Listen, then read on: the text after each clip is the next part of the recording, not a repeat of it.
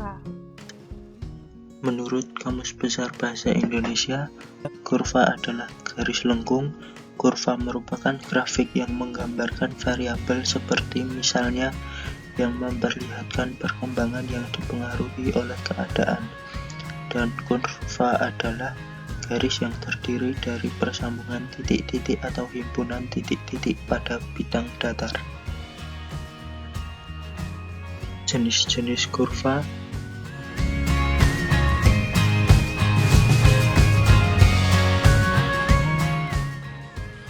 Satu, kurva tidak tertutup sederhana, yaitu jika titik ujung dan titik pangkalnya tidak bertemu.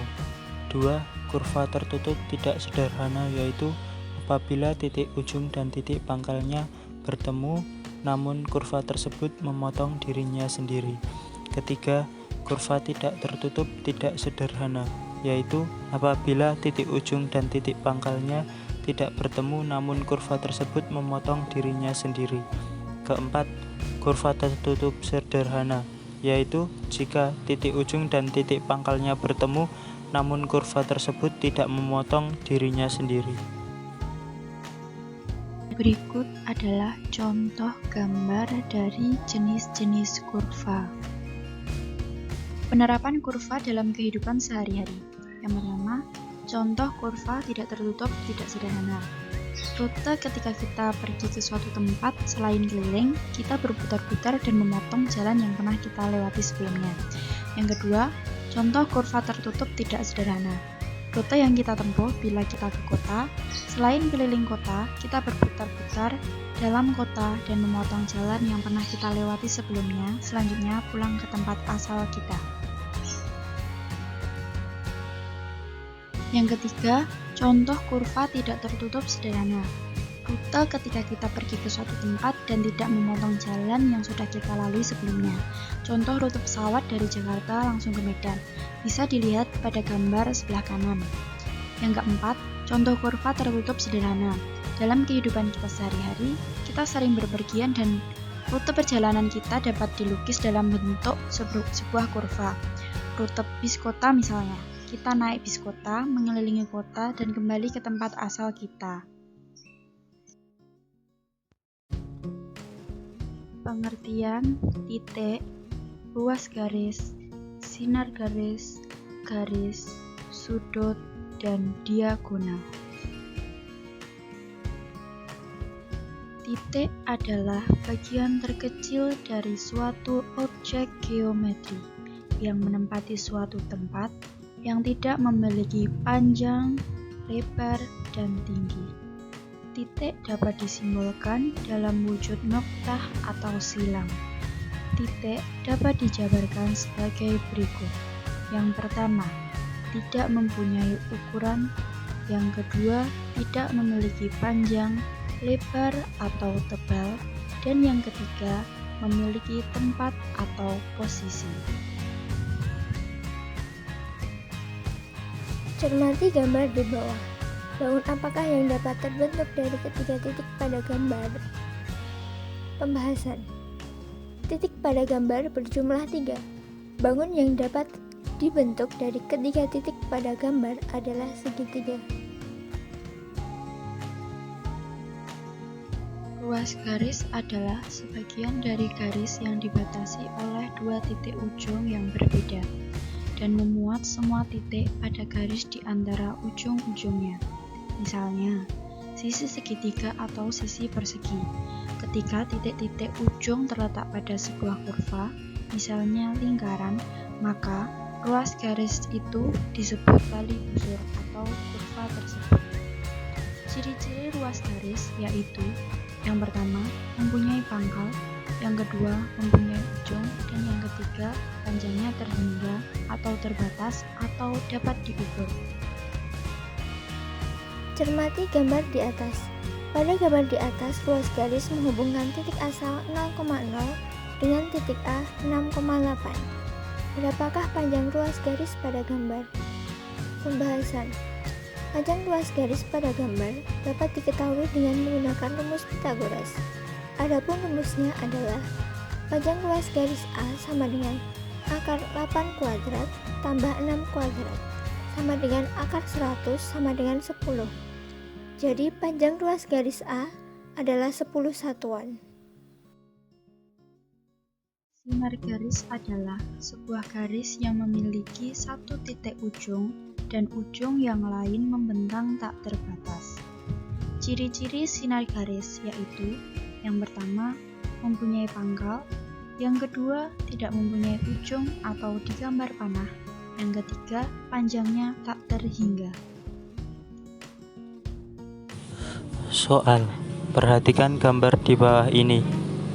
Misalnya suatu titik A berada tepat di tengah-tengah garis G dengan titik A tidak termasuk dalam tengahan garis.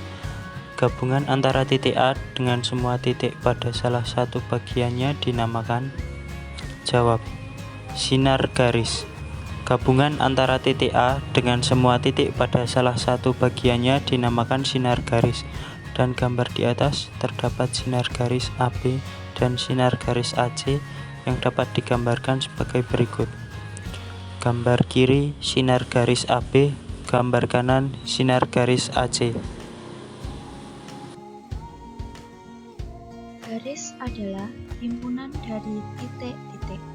Garis tidak memiliki ujung dan pangkal. Garis juga merupakan suatu komponen pembentuk bangun datar dan bangun ruang. Garis selalu digambarkan sebagai garis lurus yang kedua ujungnya memiliki anak panah. Ciri-ciri garis yaitu yang pertama, tidak mempunyai pangkal, yang kedua, tidak mempunyai ujung, dan yang terakhir, panjangnya tak terhingga. Contoh garis sejajar pada kehidupan sehari-hari. 1. Rel kereta api. 2. Zebra cross. 3. Susunan papan kayu pada lantai atau dinding. 4. Garis-garis putih yang ada di jalan tol. Contoh garis berpotongan pada kehidupan sehari-hari. 1. Jalan layang. 2. Roller coaster.